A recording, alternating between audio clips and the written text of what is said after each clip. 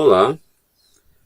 Esta videoaula corresponde à quarta parte da série sobre equilíbrio eletroquímico e nela vamos tratar do diagrama de Purbeck.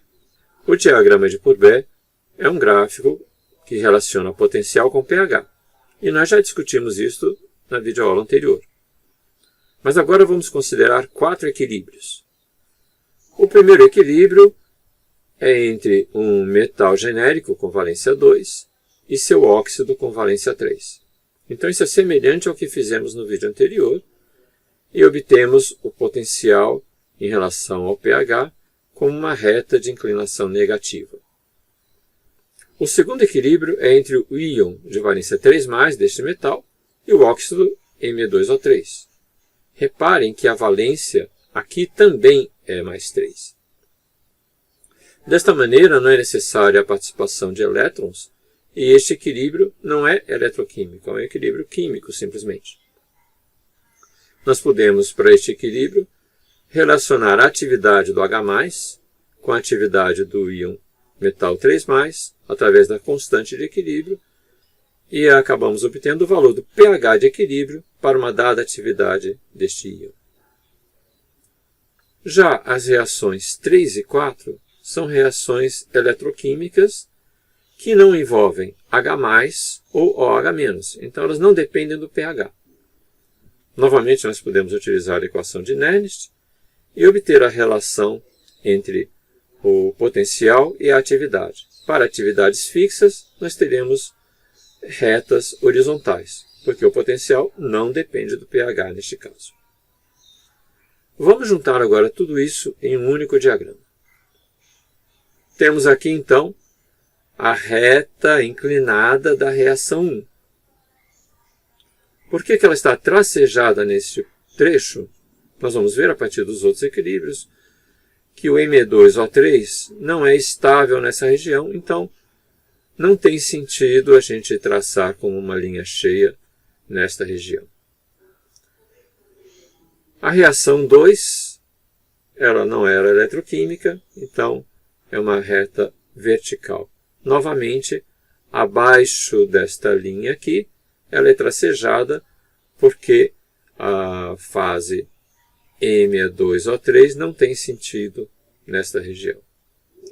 O equilíbrio 3, por sua vez, ele independe do pH, é uma reta horizontal.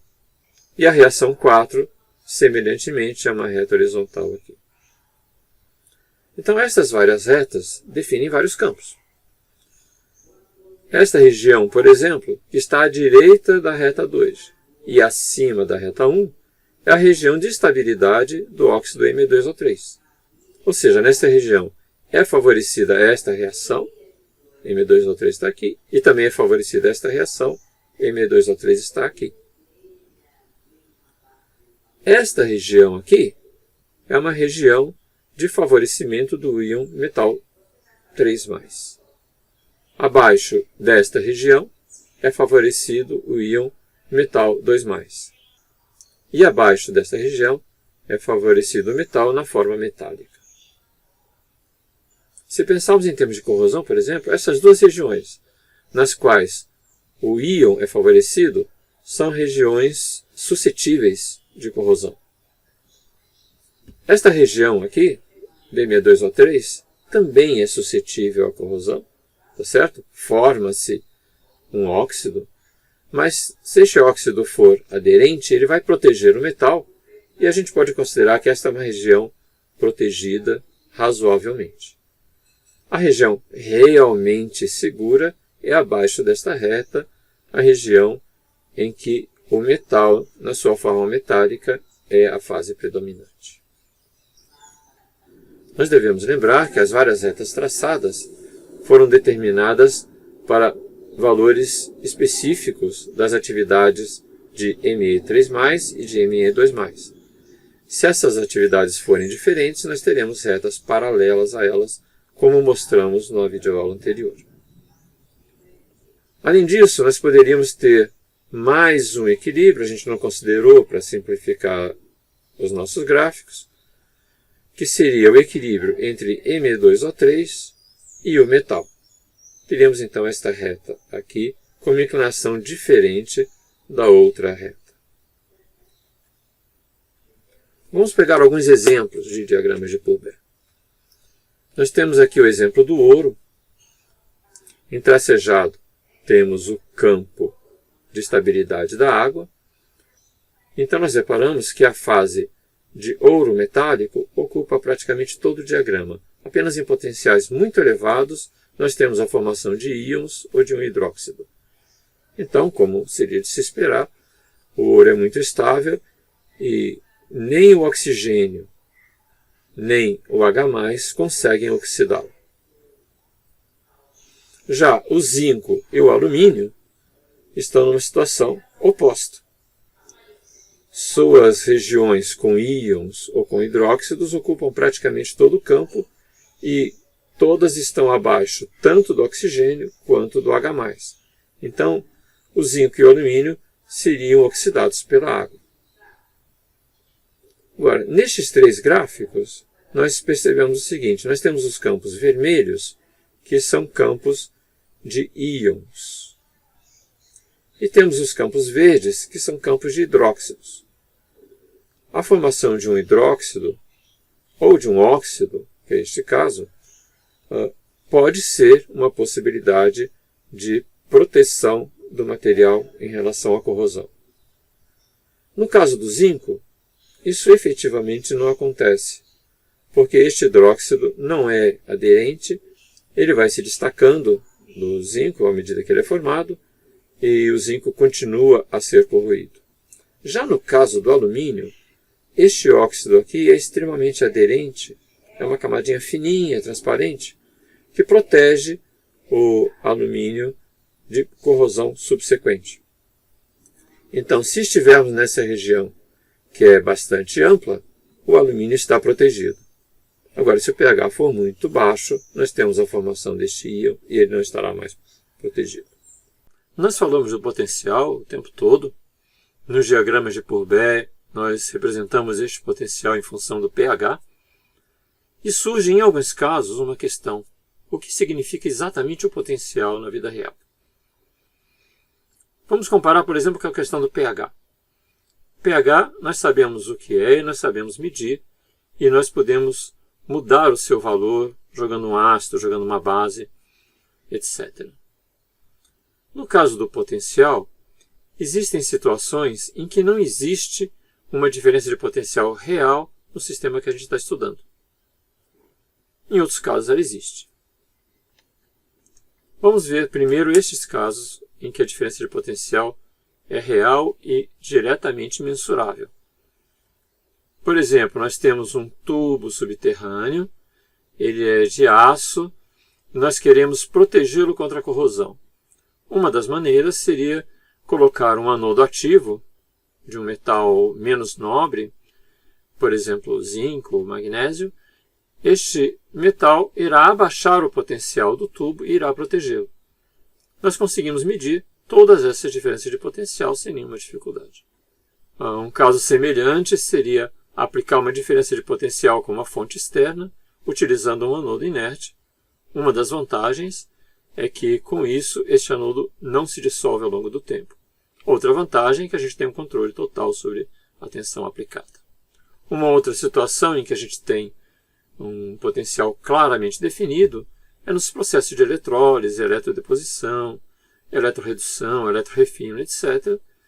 Nós temos uma fonte que aplica uma diferença de potencial entre dois eletrodos e nós podemos medir esta diferença de potencial claramente e definir o seu valor.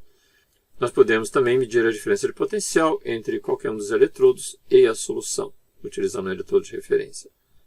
Nós temos, inclusive, sistemas nos quais esta diferença em relação à solução é que comanda o processo. São situações tipicamente de laboratório em que a gente tem potenciostatos e galvanostatos. Agora, quando temos um equilíbrio redox, por exemplo, o equilíbrio entre zinco e cobre 2+, dando zinco 2+, e cobre, isso seria o equilíbrio redox, um equilíbrio químico, ele pode ser decomposto em duas reações eletroquímicas. O zinco se decompondo em zinco 2+, e elétrons, e o cobre 2+, formando o cobre metálico. Neste caso, vamos supor que a gente tem um solo ou que nós temos um processo metalúrgico em um dado reator. Essa diferença de potencial que nós podemos calcular com base nos dados termodinâmicos, ela está lá presente de maneira concreta? Não, não está. Porque neste caso nós não temos um eletrodo separado do outro com uma distância entre os outros, como é o caso de uma pilha ou de uma célula eletrolítica. Os dois sistemas estão misturados. Nós avaliamos este processo, embora no total ele seja um equilíbrio químico, nós avaliamos traçando retas potencial pH e vendo que na região entre essas duas retas nós temos este componente conseguindo oxidar este componente. Agora, vamos supor que a gente tem uma solução. Qual é a diferença de potencial que a gente consegue medir aqui nesta solução? Nenhuma. Quando é que vai surgir uma diferença de potencial? Apenas quando nós introduzimos uma haste condutora de elétrons. Por exemplo, uma haste de platina. O que vai acontecer? Esta haste vai receber ou fornecer elétrons, vai ficar então com um potencial em relação à solução. Este potencial pode então ser medido através de um eletrodo de referência.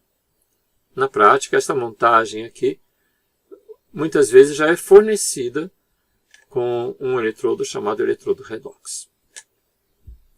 Nessas situações, como é que a gente muda o potencial? Não dá para mexer uma chavinha mudando a tensão da fonte. Não tem uma fonte. A gente muda o potencial acrescentando agentes redutores ou agentes oxidantes. Então, que exemplos nós temos de agentes redutores? Ou seja, agentes que fornecem elétrons. Peróxido de hidrogênio, metais, especialmente metais pouco nobres, como zinco e alumínio, mas também o ferro.